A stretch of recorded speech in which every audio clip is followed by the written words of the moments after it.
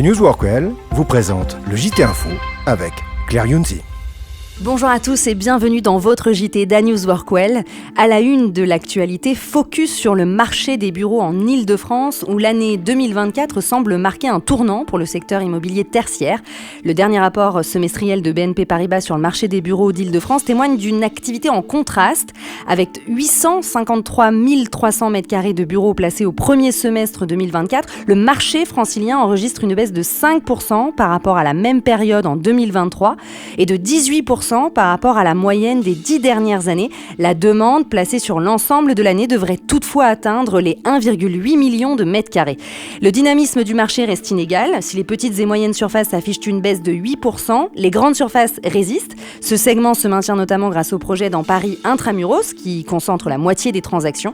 En parlant de Paris, c'est une première historique. La capitale représente 50% de la demande placée sur ce premier semestre, un niveau jamais vu jusqu'à présent. Paris, hors quartier central des affaires, tire particulièrement son épingle du jeu avec une hausse impressionnante de 64% par rapport à 2023. On peut citer des transactions d'envergure comme l'installation de la CDC dans l'immeuble The Good One sur plus de 40 000 m². Mais la situation est plus contrastée en périphérie. Si la Défense se maintient à un niveau équivalent à 2023, d'autres zones sont en net recul. Le croissant ouest affiche des baisses marquées avec moins 39% pour la péridéfense et moins 28% dans la boucle sud. Seule exception notable, la première couronne nord qui enregistre une hausse spectaculaire de 102%.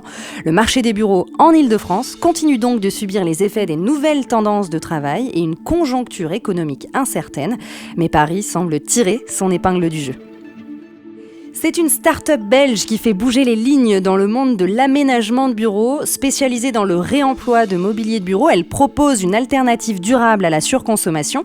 Alors que chaque année, en Europe, plus de 42 millions d'articles de mobilier sont envoyés à la décharge, Relieve Fourniture propose de briser ce cycle de gaspillage en récupérant et en remettant à neuf ces équipements encore en bon état.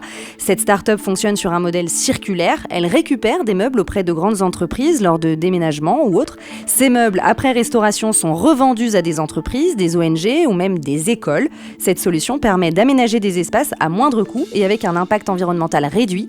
Par exemple, une chaise de bureau en bois restaurée permet d'économiser environ 61 kg de CO2 en évitant une nouvelle production. Les produits disponibles sur leur plateforme incluent des chaises, des tables de réunion, des bureaux, mais aussi du mobilier plus spécifique comme des luminaires et des panneaux acoustiques. Mais Relieve Furniture ne s'arrête pas là. Ils proposent également des services de consultation permettant aux entreprises de planifier l'aménagement de leurs bureaux de manière entièrement durable. Cette solution clé en main séduit de plus en plus d'entreprises qui souhaitent participer activement à l'économie circulaire ainsi que réduire leur empreinte carbone. Un modèle gagnant-gagnant qui participe à un mouvement solidaire, une initiative qui pourrait bien modifier l'aménagement des espaces de travail. Si vous voulez rester connecté aux infos d'News Workwell, rendez-vous sur notre site News Workwell, le média d'information des nouveaux modes et lieux de travail.